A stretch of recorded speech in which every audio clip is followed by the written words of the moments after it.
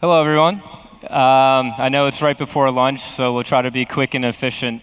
So my name is JustinKamine. I'm a managing member of Kamine Development Corporation. This is Dan Morash, California Safe Soil CEO.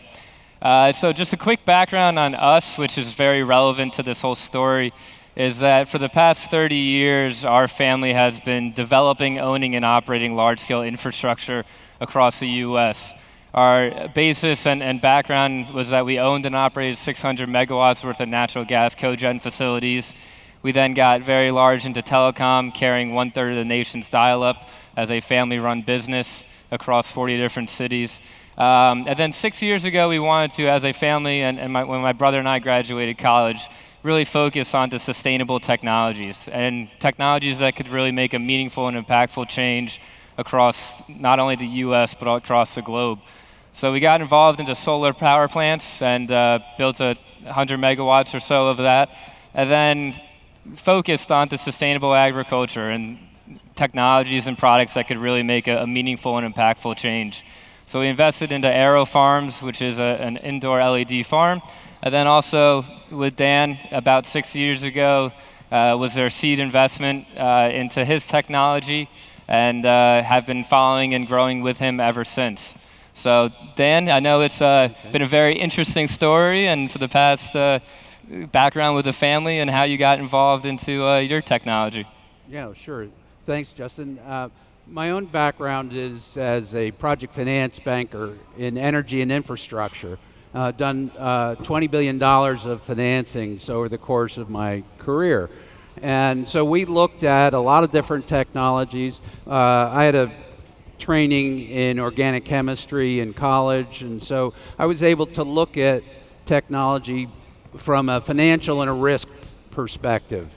And one of the areas that we were involved in was waste to energy. And there were no good technologies available to recycle food waste. Basically, it was a complete negative. And the facts are about 40% of the food that's produced in this country ends up in the landfill, which is a staggering number, both in terms of weight and dollars, and just wasted time. You gotta think about that if you're a grower. Everything you do every Monday and every Tuesday goes into the trash. And then Wednesday and Thursday, maybe you can pay your taxes, and hopefully by Friday you can make some money. Anyway, the point is, it's a huge problem, and this technology that we're using, which is called enzymatic digestion, is the best available technology to solve this problem. So what do? You know, one of the biggest areas of food waste is at the supermarkets. A typical store throws away 500 pounds of food a day, and a lot of it can be preserved. So we put a double-walled insulated tote back in the refrigerated area of the store.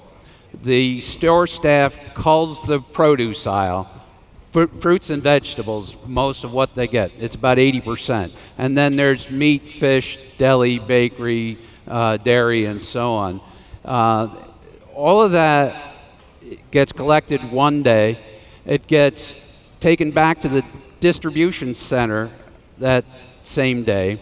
The next day, we get it, and in a 3-hour period, we process it. Now, what do? We have a series of grinders, so it gets cut into really small pieces, 26 microns on average.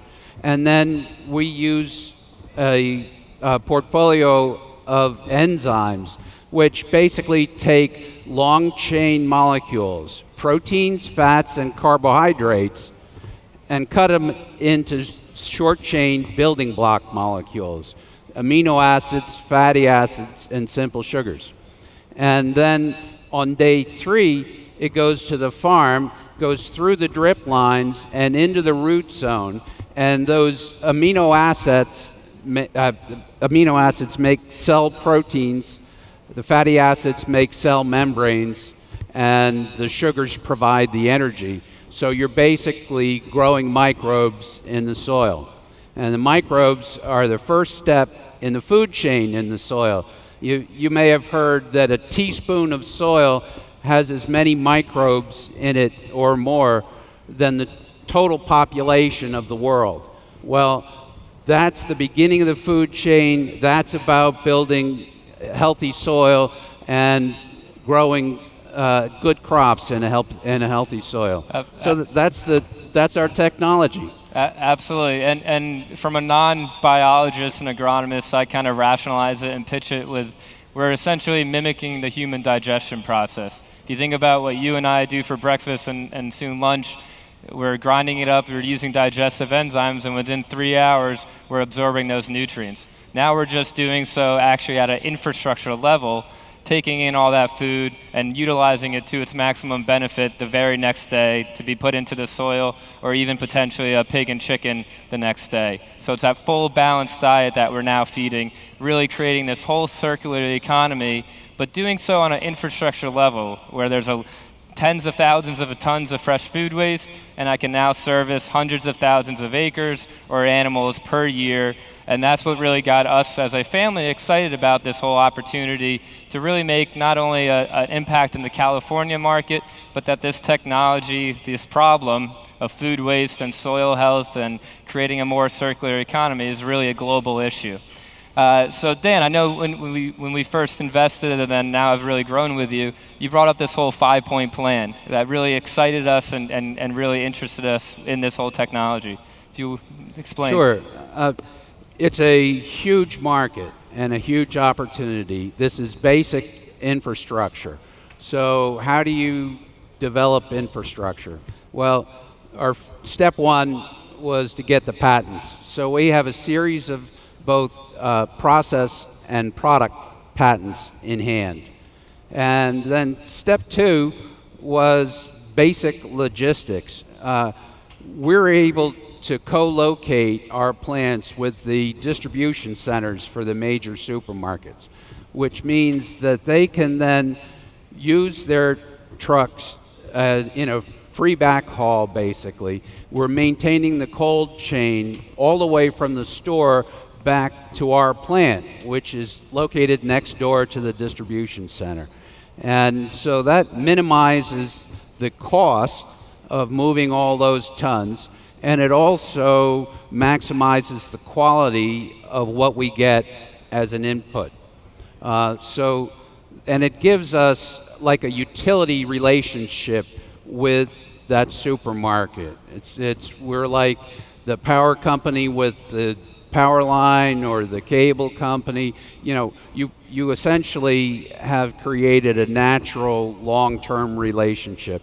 And then number three is get a long-term contract. Basically, with infrastructure works because there's a long-term need for a long-term asset, and the contract goes with it. So, that's the next step. And step four was a licensing strategy. And the great thing about working with the Kamine family is that they're both a family office investor and a very accomplished developer. So we're creating the intellectual property. We have a plant that's operating today up in Sacramento that we built a year ago after 4 years of operating a pilot plant. So we're refining the technology, and then they're in a position to build plants like this all over the country. Because at the end of the day, you're not going to solve or even make a dent in a problem of 40% food waste unless you have scale and infrastructure. So that is step four, which is first mover advantage, use the license. And then step five is partnering. One of the reasons we love Western Growers and the Center for Innovation and Technology, and Dennis Donahue is here someplace. He's been great to work with. Hank Gickless of Western Growers, science officer. They've been great with us and a number of the leading growers within Western growers have been working with us as we are proving out the technology. So partnerships, because we're not going to be able to do this alone. We need good partners that are interested in sustainability. Absolutely, and just to kind of reinforce what Dan kind of mentioned, so our family, as Dan got from technology to the real infrastructure level, we've now transitioned our whole development team to really take the technology and deploy that across the U.S. And really in the belief that, as Dan mentioned, it's surrounding yourself with good partners and good advisors. So the Buffett family actually ended up getting involved with us. Ann Vanneman, the former U.S. Secretary of Agriculture, is on the board, as well as a couple other strategic fertilizer and animal feed experts, to really take this whole notion and really promote it as what society needs to become. I'm a big believer that it's not a matter that we should be changing, it's that we quite frankly need to be changing. The most recent report about the UN stating that there's approximately 50 more years left of nutrients in the ground to continue to grow our crops. That's in my lifetime, and I don't want to give my children something that's not sustainable and not progressive, and I want to kind of help promote that whole notion. So it's been really a passionate initiative from our family, and taking the technology and really, hopefully, completely eliminating all food waste. All 3 million tons from supermarkets over the next 5 years in the U.S. is really our goal. So it's a great technology, and I know in California specifically there's a lot of different healthy soil initiatives and carbon sequestration. If you would like to talk about that. Yes, well, one of the really interesting things, we located out here in part to be close to UC Davis, which is one of the leading ag colleges in the country, as well as California being the heart of the specialty agricultural business. So in the process of doing all this research, there's a lot of interest in academic circles in improving soil health and getting organic matter back into the soil. So our challenge, though, is getting growers comfortable that soil health can provide a good return on investment. So we've run many trials, both in academic circles, with co-op extension officers, with private researchers, and then field trials with cooperating growers that are intended to show that investing in a product like ours, harvest to harvest is what we call the liquid fertilizer, provides a good return on investment, and that they can count on getting a good return on investment. And trying to prove that time and time again has really been the focus of our efforts.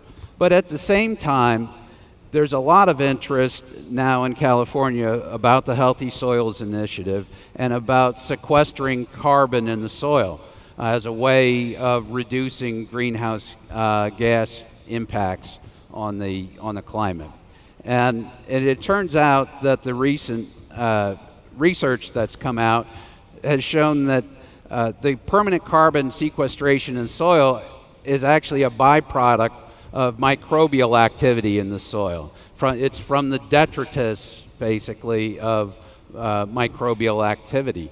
So, which is exactly what we're trying to stimulate. So that's a very interesting side or sustainability benefit of taking a step back and trying to prove a good return on investment to the growers, which is what is going to make this program make a difference to growers.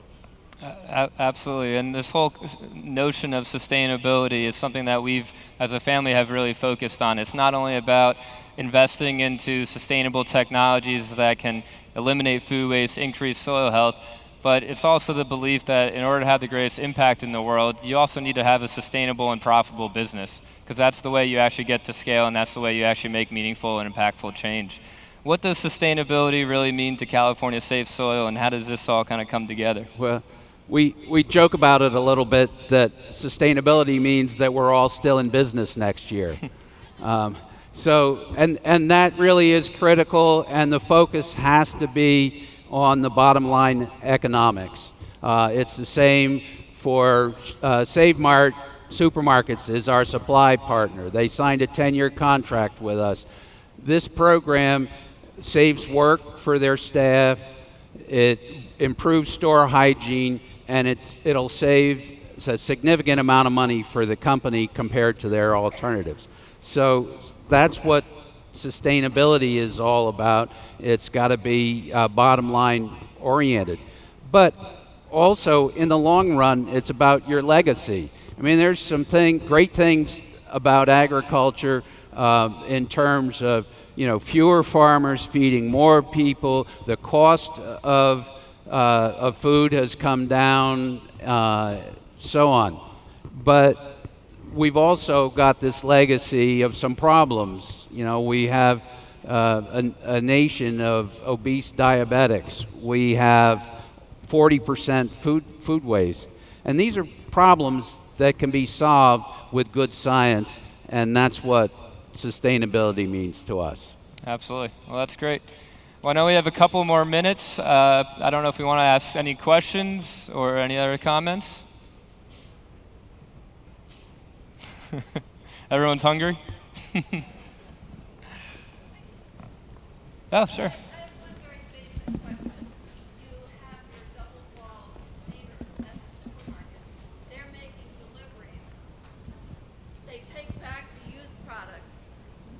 How do those containers get back to the store?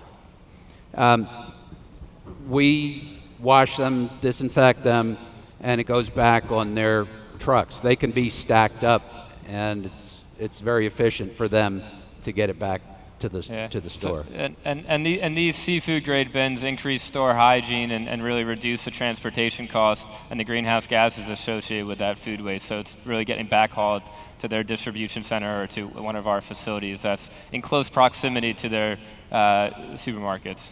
So it's a really efficient, much better model.